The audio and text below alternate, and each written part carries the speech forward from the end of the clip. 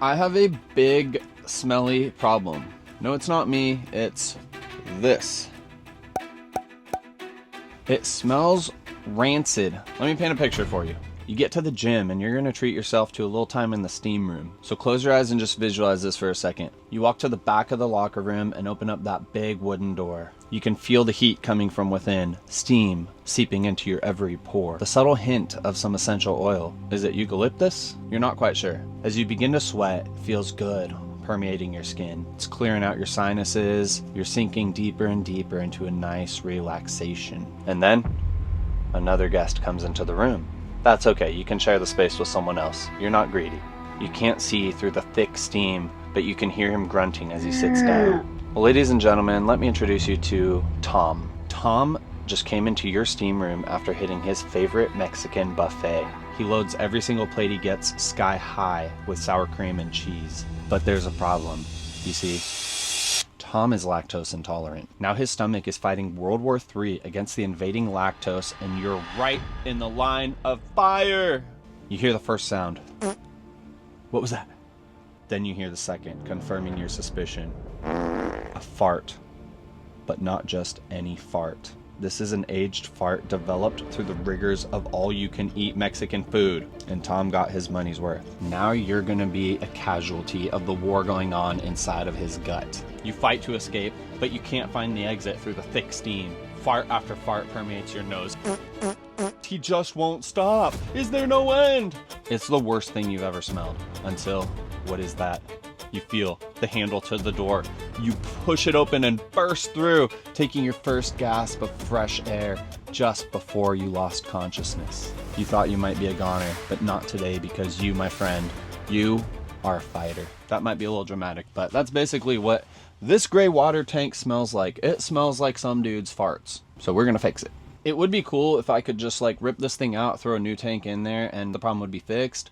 But unfortunately, it's not that simple, because my new tank would also just get disgusting and smelly like this one. So this gray water tank catches everything that goes down my sink drain. A lot of it is food. I try to catch them. Let me show you. I try to catch them with this thing, but unfortunately, it only catches the big chunks. And as I'm washing dishes, a lot of that stuff will kind of sneak down into my gray water tank.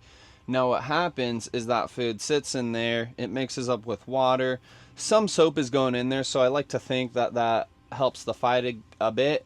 But a lot of that food is just sitting in there and like rotting, and it's gross. Most sinks have what's called a P-trap. Think of like a U.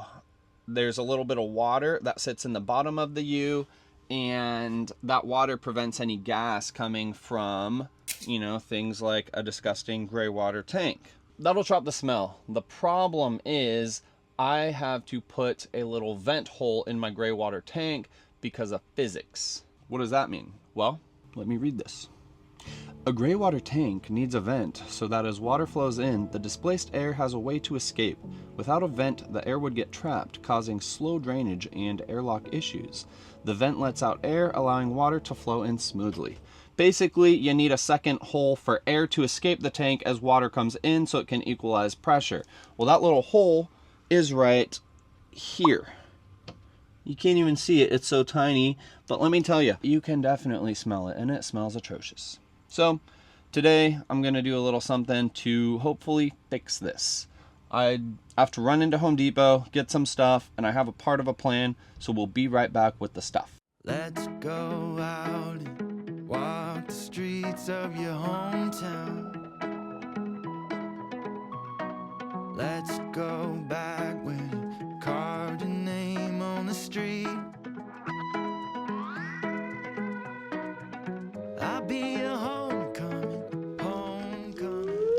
So I got some materials. Will they be enough? I don't know. But what I got was 3 or 4 rather hose clamps.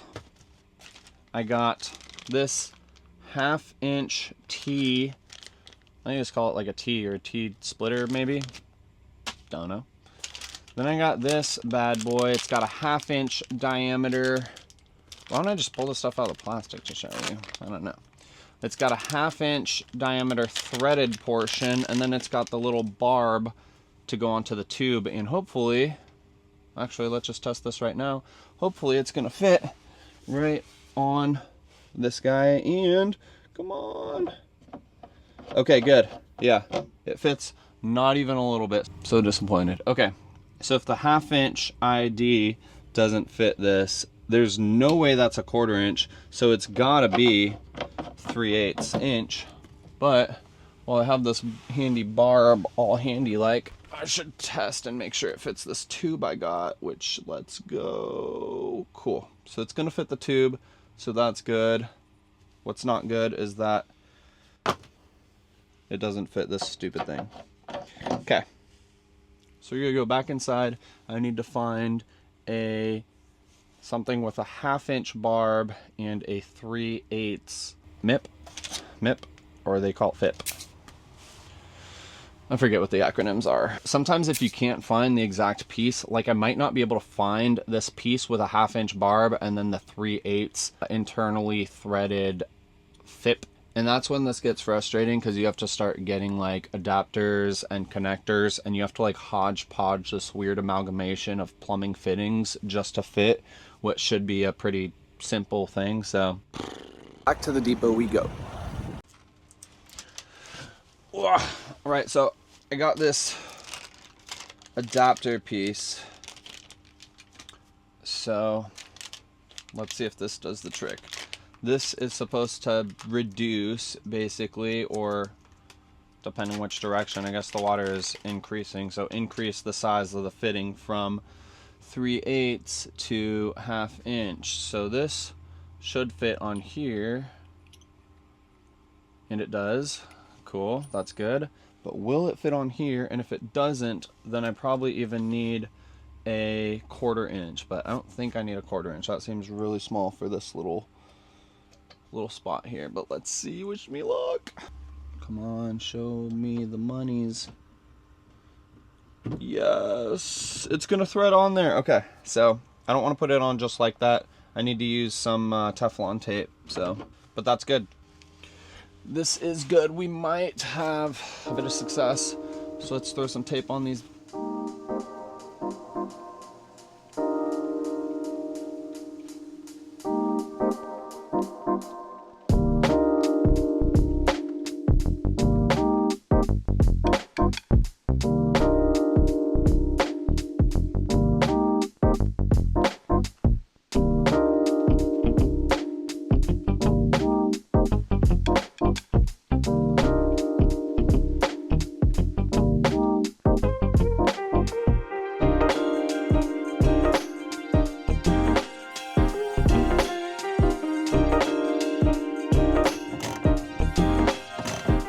Now the part I'm a little bit scared of, I got a cut right here, and then I have this T to go in there. Just this tube is like reinforced. It's very inflexible. Let's cut it like, oh geez, I'm scared. Let's cut it like right. I need enough space, that ends right there, and I need enough space for this to sit in there, so we're gonna have to cut it, yeah, like over here. Shit. Okay, here goes something.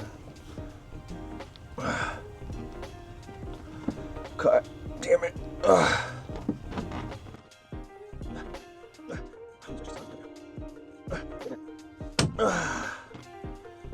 Holy monkey. Okay. I feel like I can feel, I don't know, I can feel air coming through here. That's cool. That's another thing. So if ever the drain was open, like if I just recently drained it and I forgot to close it, air was coming up through the bottom and it's just pushing it all out into the van. So again, it makes the van smell like a freaking septic tank. Yeah, that's a lot of air coming through there, actually. I'm surprised there's that much air coming through. No wonder this thing smelled like a damn disaster. Uh-oh. I might have just busted my silicone seal there, and I knew that was gonna happen. Again, this is really for like airflow, so maybe I won't get too worried about making it super fucking locked on there.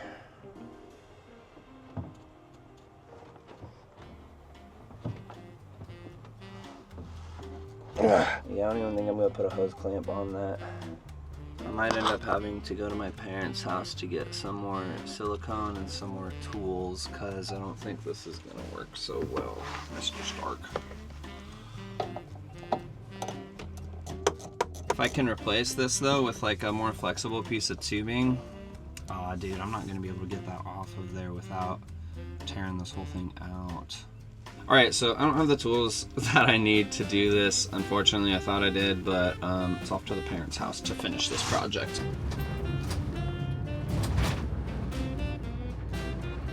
All right, I'm just gonna pull this through and I'm gonna have to re-silicone it, which sucks, but whatever.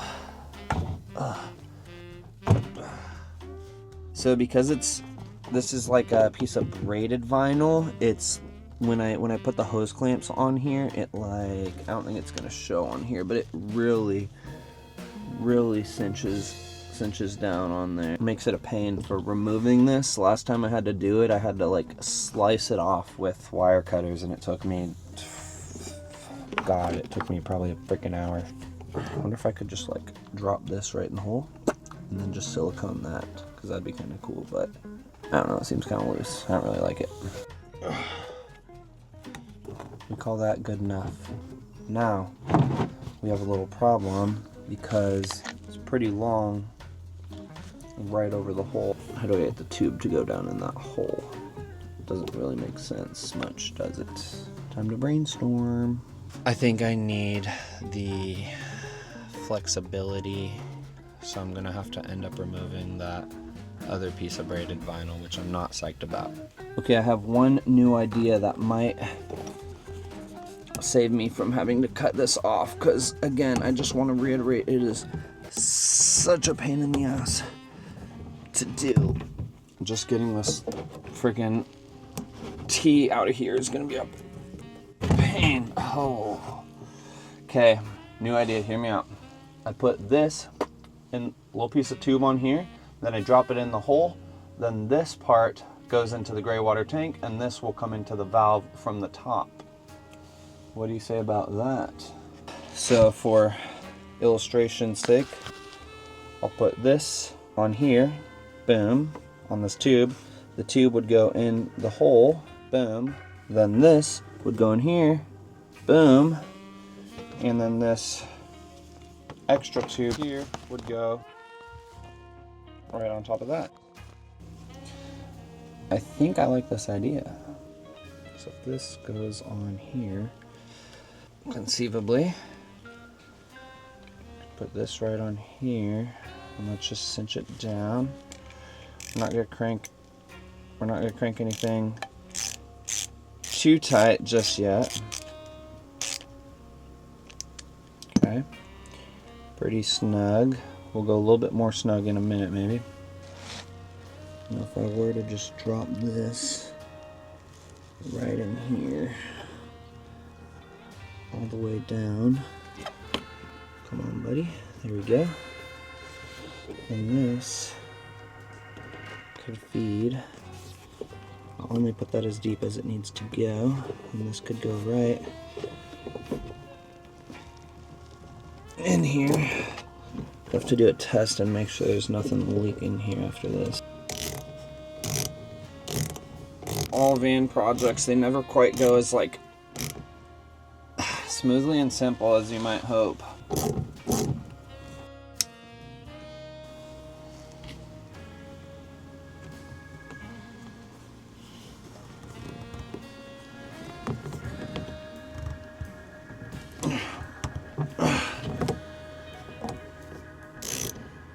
My biggest concerns are going to be this fitting, and I'm not really concerned about that fitting. Really just this fitting, so I'll just give that a little bit more tightness, and we're going to just... These are plastic, so I don't want to over tighten them too much, but I'm hoping that by nature of them being plastic, they'll have a little bit of like subtle bit of flex to them, and it'll allow a tighter seal maybe without having to do as much pressure. I don't know. But I'm about to throw my faucet on and make sure that there's no leaks or anything here, so wish me luck.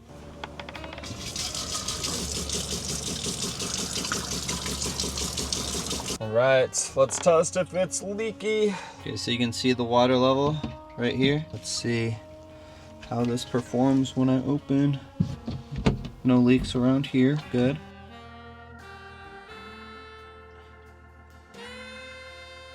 And you can see water flowing through there maybe.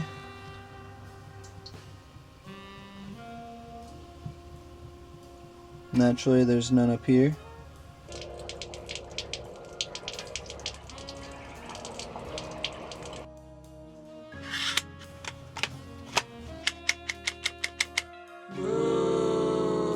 Alright guys, well I hope you enjoyed the video. Hopefully this remedies the smell in here. I kind of think of this little video as like an addendum to my previous plumbing video. Go and check that out if you haven't yet. It's how I built my plumbing system, and my system has been really solid other than the smell that just kind of started over the last few weeks. So I don't really know what happened in the last few weeks, but I'm really hopeful that just rerouting this little passage of airflow will solve the problem. But yeah, thanks again for watching, guys. I'll see you next time. Bye.